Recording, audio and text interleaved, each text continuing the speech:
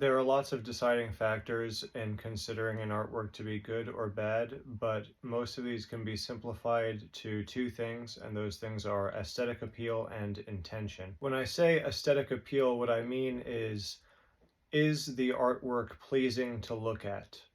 And yes, that can be a subjective thing, but there are also objective properties that contribute to aesthetics. For instance, the competent use of color theory and composition. While many people might have differing tastes as far as what they find to be aesthetically pleasing, any type of visual art depends on some degree of visual intelligence. When it comes to color theory, for instance, knowing how to balance hue and saturation and value is always going to determine whether or not your finished artwork is visually interesting or not.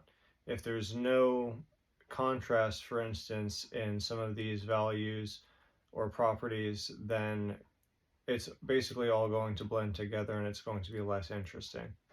If you don't use colors that complement each other, it'll be less interesting.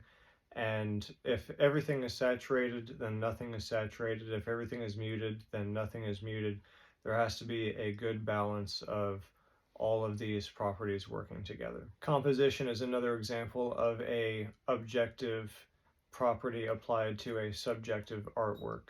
An artist needs to be aware of the possibilities and the methods used in creating a well-composed image. The second main category of making good art deals with intention. I think of the intention as an umbrella term for covering a lot of different aspects of creating art. There is something to be said about highly skilled art, and it is evident in the artwork of someone who has great technical skills that they are displaying their passion for art because they had to put a lot of work into developing those skills. That being said, skills are not enough on their own. You can have great skills and still make art that doesn't have any substance to it at all. Which brings me to my second point about intention, and that's thoughtfulness as far as the concept goes. Concept in artistry, in my opinion, has to be extremely balanced. You can't have art that is entirely conceptual and lacks visual interest and skill, or on the other hand, have art that is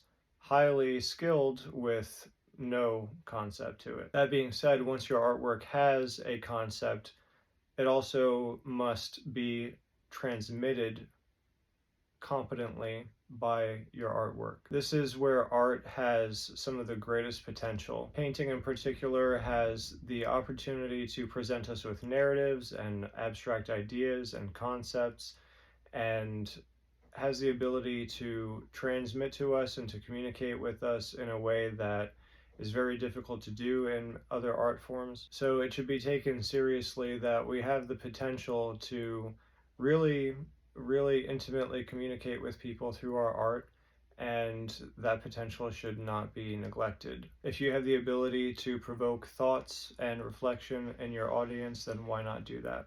Self-awareness is also very important when it comes to making art. You need to be aware of the context in which you are making art, as well as your predecessors and how your art interacts with theirs, to some degree at least. This is true partly because regardless of what you might think about your art, once you create something and put it into the world, other people are going to contextualize it within the existing framework of art history. That being said, not all of the things that I mentioned have to occur at the same time. These are merely things that are important for artists to consider, and they're factors that need to be balanced when you're creating art. This is a topic I'm sure that I'm going to revisit in the future and continue to comment on, but for the time being, that's a brief look into my thoughts on what make a successful artwork.